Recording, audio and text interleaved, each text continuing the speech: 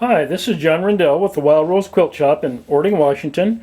With me today is Karen Wright, one of our instructors and employees, and Karen's going to be giving you some tips on assembly of our 2013 Shop Hop block. Karen, if you would, please. Very good. Okay, so you have three pieces of fabric. You've got your floral, you've got the blue for the umbrella handle, and then you've got your background of the yellow.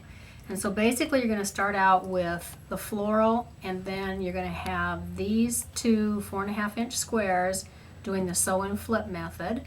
You've got a sew and flip here, you've got a sew and flip here, and then the rest of it, if you look at these points, those are all done with what's called a raw edge applique, as well as this part of the handle for the umbrella.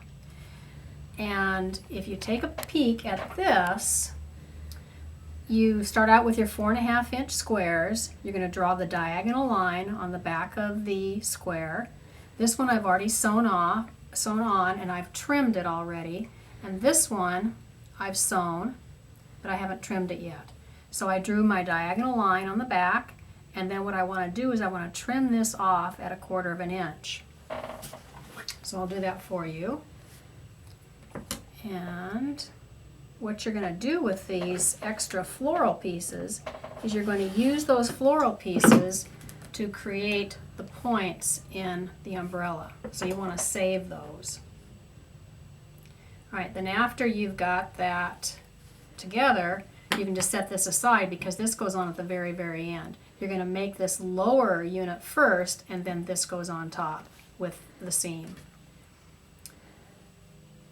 What I did is I did the sew and flip for the handle because you're going to take your 4.25 by 4.5-inch piece of yellow, and you'll sew it onto the handle, but you've got to put this on first. And so again, that was just the sew and flip, 1/4 inch. You want to cut that off at the 1/4 inch after you've got it sewn on. You draw your diagonal line, sew the line, and then trim it to 1/4 inch. All right, so that's that part of it. Now this one, you're going to take this piece of yellow here, and this is also a raw edge. If you look at the block, I used black thread, and about 1/8 inch from the edge of the blue, I stitched right across here like that. After I got finished with it, then I just pulled this back up and I trimmed the yellow off to 1/4 inch. So you've got this stitched on at the black, and now you can take this unit that you've put together and this will go right here like so. Now on this one, you're going to take this little square, draw your diagonal line, and you're going to lay it on top here. And that is your stitching line. Again, it's the sew and flip method. This gets pressed down like so. And that's the rest of your handle. And then you can trim that off, trim the back portion off to 1/4 inch. Then this gets attached right here, like so. So now you've got the lower portion finished. Well, you have two of these, and these are the ones you're going to use when you did the sew and flip and you've trimmed the back. These two pieces will make these points, and so you're going to cut those at 1 1/4 inch units. And I like to, because sometimes I can't see the black really well, I like to flip it over to the back and I can see the back because it's a little bit lighter. So you're going to cut these at 1 1/4 inch squares. Okay, rather than going through all of those, I've already cut some. You're going to end up with 5 pieces, and you're going to cut them diagonally once to get the triangle. So 1 1/4 inch square, and then diagonally once, like so.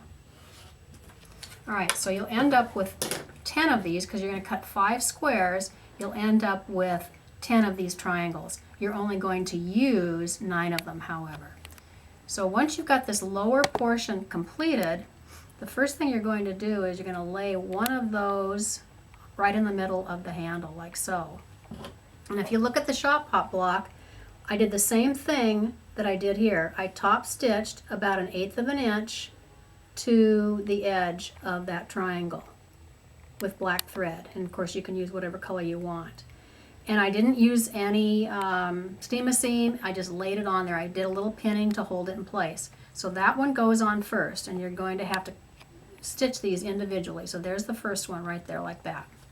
Then you're going to place this one right here at the end, top stitch it, and you'll take another one at the end, top stitch it.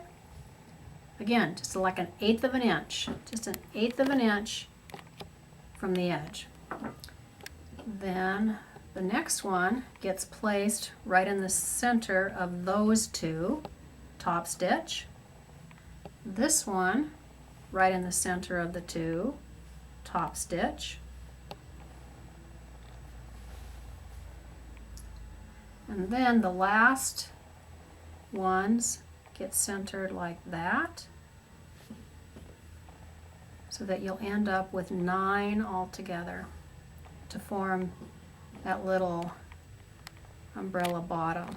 Now you could also consider spacing these, because look, I've got all these green together. I probably wouldn't do it like that, and you may want to spend more time arranging them. So you've got 9 points on the umbrella handle, and then when that is completely together, then this would be your last piece that goes on like so, and you've got your block. Thank you, Karen. If you have any questions on the block, don't hesitate to call the Wild Rose Quilt Shop, and our very talented staff will probably be able to help you with any of your problems. Thank you, and hope you had a great shop hop.